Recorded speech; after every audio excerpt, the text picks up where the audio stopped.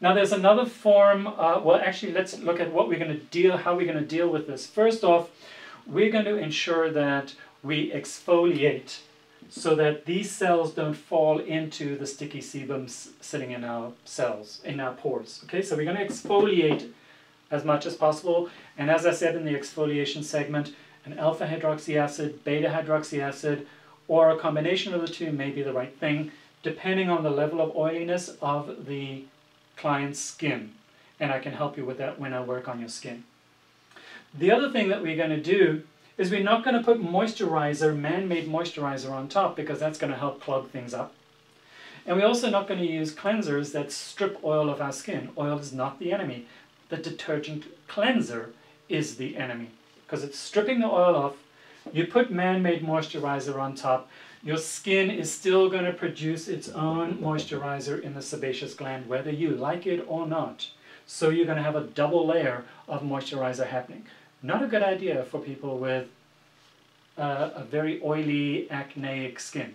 All right? Then we're going to try and also reduce the inflammation. Bring down the inflammation, cool and soothe the skin. Take care of the skin from that point of view. The more we can bring down inflammation, the less likely there is for scarring and pitting. And we can also use ingredients like hyaluronics and glycoproteins, which will cause stimulation of rebuilding collagen and elastin. Okay, so all of those things are what we will look at in terms of dealing with an acne condition. It's not a simple 1, 2, 3 solution. It's not a one-time thing. This is something that's ongoing. Now, a lot of women experience hormonal acne monthly. During the menstrual cycle, the estrogen and progesterone hormones are fluctuating. Women often will have breakouts around the mouth, on the chin area, and it only happens during the menstrual cycle. Not much I can do about that. Those hormones are great. They keep the skin soft and smooth and beautiful most of the time, but what some women have found is that they've gone to their doctors and they've gone onto a new birth control pill that manages to ease out the fluctuations in hormones a little bit more, so they have less breakouts.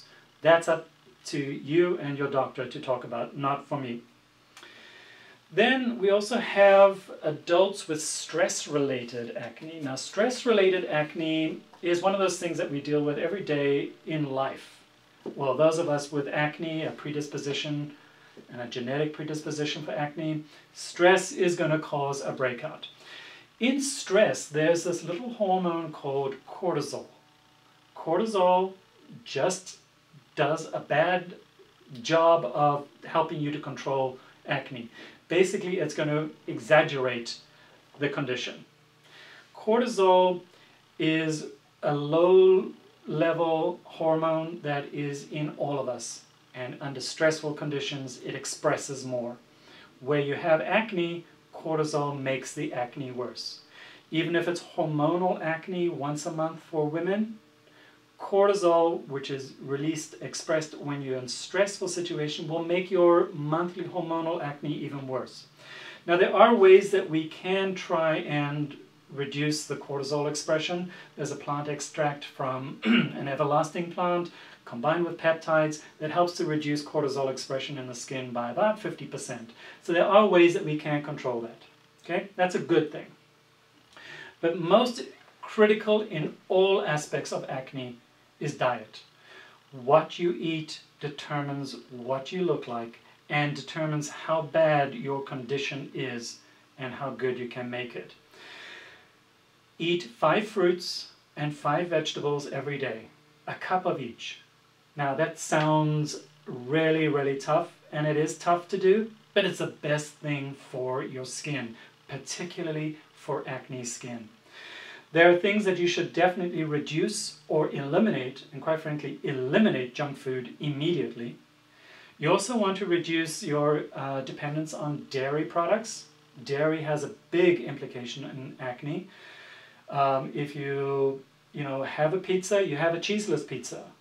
If you're going to have ice cream or yogurt or milk, have soy or almond or hazelnut or hemp-based products. All of those, or rice, all of those are far better for you. You also want to reduce or eliminate red meats. It is implicated in acne, as well as salt. Reduce the amount of salt. So be careful of all that sushi. There could be too high a level of salt content. Generally, if you have severe acne, I rarely recommend you see a nutritionist. Nutrition is critical for the way you take care of acne. Doesn't matter what all those infomercials say about we can control acne and look at this person, how they've changed. Okay? Diet is critical. Then there's other things like medications. Steroid medications will cause acne breakouts, and there's other topicals that will do that. So there's a lot that's implicated in your acne condition. In terms of your home care, as I explained earlier, use a gentle hydrophilic oil-based cleanser for 1.5 minutes, at least twice a day. Hydrophilic oil does not strip your natural oil, so it does not create an imbalanced situation on your skin. You exfoliate morning and night, depending on your skin, with an appropriate alpha hydroxy acid or beta hydroxy acid. You're going to do skin repair with hyaluronics or glycoproteins, helping the skin to repair itself and prevent scarring. You're going to use anti-stress lotions for people who are stressed out and cortisol is impacting their and exaggerating your acne condition. Clay and sulfur masks are really good, but primarily for people who have very oily skins. Okay, it's not good for people with less than oily skins. You moisturize only where needed. And quite frankly, most acne clients who have very oily skins don't need a moisturizer at all. They need hydration gels. That's more than enough. And then, of course, sunscreen, because the sun will cause any inflamed area on the skin to darken. That's why there's often pigmentation issues with acne people. Even people of color, their acne lesions will darken, become exceptionally dark. Okay? So sunscreen is critical to help protect the inflamed area from becoming darker and becoming something unsightly on your face that you don't like. So one of the things that we can always look at is doing a strong chemical peel on you, but strong chemical peels require me to really understand your skin.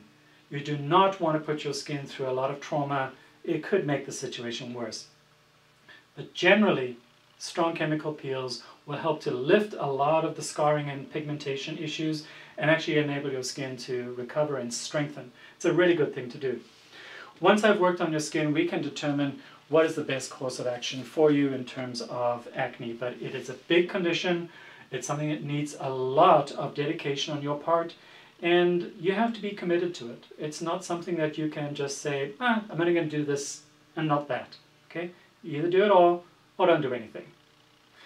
I look forward to helping you with your acne condition. I've had a lot of success with a lot of my clients, and I look forward to seeing you at Blue Turtle Spa. Thank you so much.